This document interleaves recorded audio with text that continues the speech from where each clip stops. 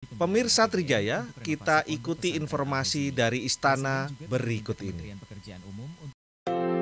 Presiden Prabowo Subianto berulang tahun ke-74 pada Jumat 17 Oktober 2025. Sejumlah tokoh nasional hingga para menteri Kabinet Merah Putih kompak memberikan ucapan selamat. Mulai dari Wakil Presiden Gibran Rakabuming, Mensesnek Prasetyo Hadi, Wakil Ketua DPR Sufmi Dasko Ahmad, Menko Pangan Zulkifli Hasan, Menpora Erick Thohir, hingga Menkom Digi Mutia Hafid, semuanya mendoakan kesehatan dan kekuatan Prabowo dalam memimpin Indonesia.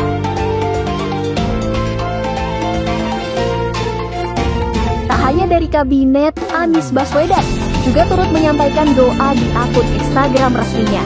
Ucapan selamat pun datang dari berbagai cara unik, termasuk dari staf media pribadi Presiden Prabowo yang membentangkan banner ucapan ulang tahun di kedalaman 18 meter bawah laut di Pulamben, Bali.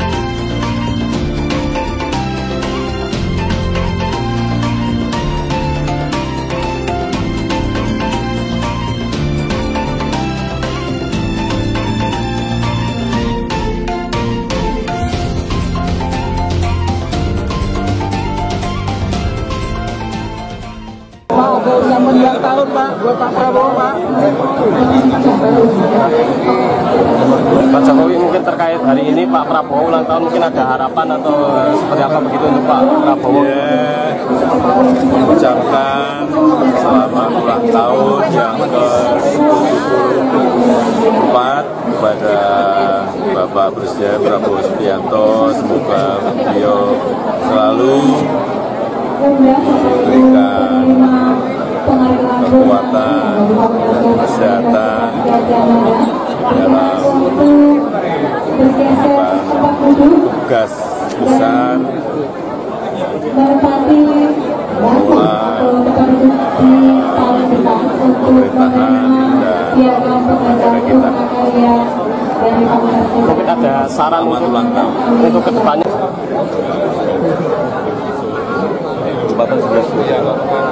President of Indonesia, and on Friday, this Friday, you celebrate a birthday. And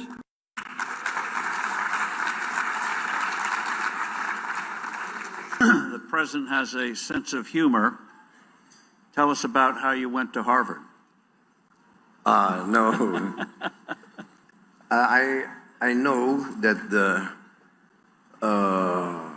Anglo-Saxon community, they're very impressed by Oxford, Cambridge, for those, the British, etc., Commonwealth people. Very impressed hearing the words Oxford and Cambridge. And for the American oriented people, very impressed by Harvard, MIT, Princeton, Cornell. So I understood that. So one day I was in a reception. It was the Queen's birthday, I think.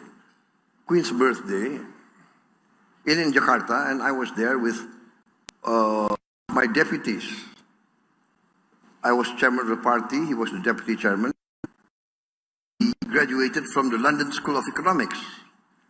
So in the reception, all the young British diplomats surrounded him and didn't address me at all, right? So why? Because I keep hearing, oh, Excellency, you graduated from LSE, London, and so my deputy was saying yes.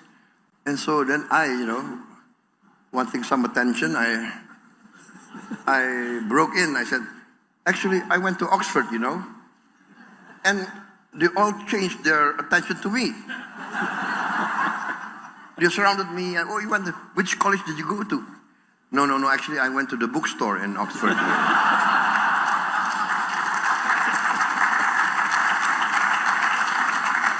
But no, this works every time. It works every time. Yeah. Just now, a few minutes ago, I think there was Ted Oisius, yeah? Ted was there with William, right? And apparently both of them were graduates of Harvard, right? So they were very proud of it, you know.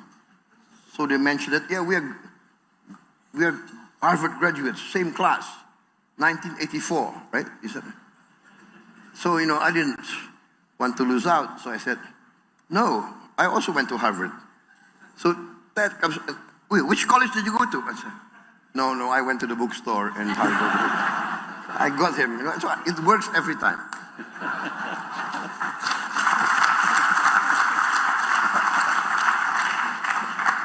Well, you come from a very distinguished family. Your grandfather was a founder of a very notable bank, and your father was a brilliant economist who served Sukarno hard, but also was not afraid to try to make a change when he thought one was needed. So, your father helped shape your philosophy. So, given your family background, how did they shape your economic thinking?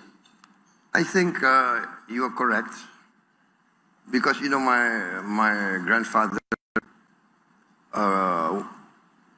lived in the times of in the colony of Holland, of Netherlands. My father went to school in Netherlands and graduated there in economics, and so this was the 40s, right? And then, of course, we were in the middle of this great,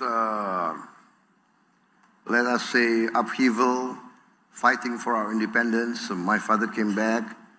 And at that time, to be very frank, most of the leaders of Asia, Africa, the leaders, the elite, were basically socialists.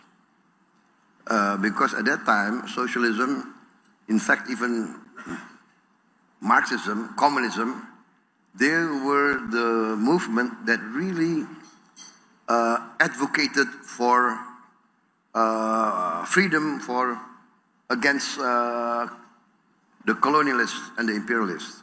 I think that's why a lot of Asian, African leaders, movements of the young were practically left-wing socialists.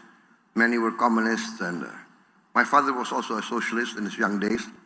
In fact, he was a leader of the Socialist Party of Indonesia. But then, I think what influenced him a lot was when he was by our leaders to New York, to the United Nations, to represent Indonesia, lobby for Indonesia. And he was there, and there he made friendship with a lot of American leaders who basically were business leaders, who were capitalists. But many American capitalists in those days and leaders were also anti-imperialist and anti-colonialism. They were against all this colonial and imperialist movement, and America at that time was in the forefront of actually basically forcing the European colonial powers to decolonize. So I think that's my father got, and he was helped a lot by many American business leaders. He always talked of this Matthew Fox, I think. Matthew B. Fox. It was at that time, I think, the founder of 20th Century Fox, I think, who became a good friend of my father and always helped the Indonesian. Relate the story first of a company that came in that made you an offer. They thought you couldn't refuse, but you did. And then walk us through quickly the things you are doing now to combat corruption, not just prosecutions, but making sure you have the personnel properly salaried so there's no excuse for payoffs. But first, relate the story about what happened to a particular defense company or a potential provider to get a contract. It was rather brazen. Yeah. I mean, corruption is very difficult. Corruption, in my opinion, is a disease. Once it reaches stadium 4, like cancer, is very difficult. But corruption, in my reading of history, corruption will destroy countries, nations, and regimes. So, yeah, I am determined to try to cut down corruption, and then sometimes the only thing is you must give the example, right? So yes, when I became Minister of Defense, the first night I became Minister of Defense, I remember I called in all my relatives, my nephews. I don't know if my brother was in the room, but I said, listen, I'm the Minister of Defense. Yeah, you guys cannot go into a Minister of Defense for any defense contract, right? Understand that. So that's what I try to do. But of course, after 2-3 months, you know, business people are very creative, right? Especially Indonesian business people. So they will find ways and means. And then one day I found one of my nephew coming to me, right, with a project. I said, oh, come on. You've never been in defense. You don't understand defense, okay? So no, look for other business. So one time, we had a defense project conference in the Ministry of Defense. So my head of logistics reported to me, sir, we have these 250 projects. And let me report to you, project number 1, whatever, 3 companies in the short list. Company A, Company B, Company 3. Oh, by the way, sir, I would like to report in Company C, there's one of your nephews. Write him off. Go down the list. Oh, by the way, sir, in this project, your other nephews. Write him off. I wrote off all my family. And so in the comment, maybe I reported the names. And then they might have passed. So I had difficulty meeting my nephews for 3 or 4 months after that. But yeah, you have to give example. It's not easy, but you have to do it. And then now, the problem for Indonesia, I think, is this. If we can get this done well, I think very fast we will be the surprise of the world. For instance, I came into 2 islands of Indonesia, Bangka and Belitung, and we got a report there were 1,000 illegal tin mines. 1,000 on these 2 islands. And we were losing maybe 80% of our total tin production to these illegal miners and through smuggling. And I said this has to stop. I made a military training program with naval ships, airplanes, helicopters, drones, and we just blocked these 2 islands. No vessel can come in and out without us knowing what's inside. And basically we stopped the smuggling. One sampan tried to go out. We found out there had tin on the sampans. Can you imagine? So, and then we confiscated several cases of tin ingots, rare earth, etc., etc.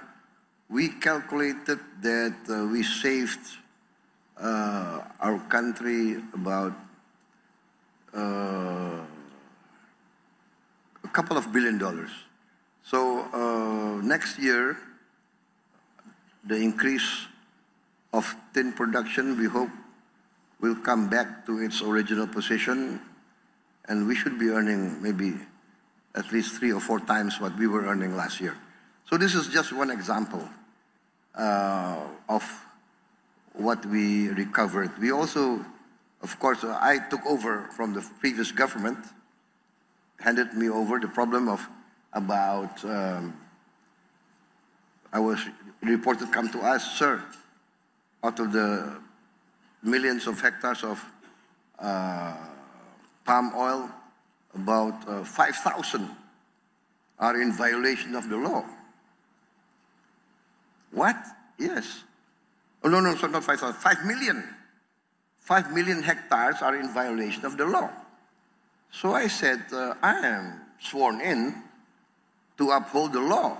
So I told my Attorney General, my state auditing board, carry out investigations. What you find out, if there's a case,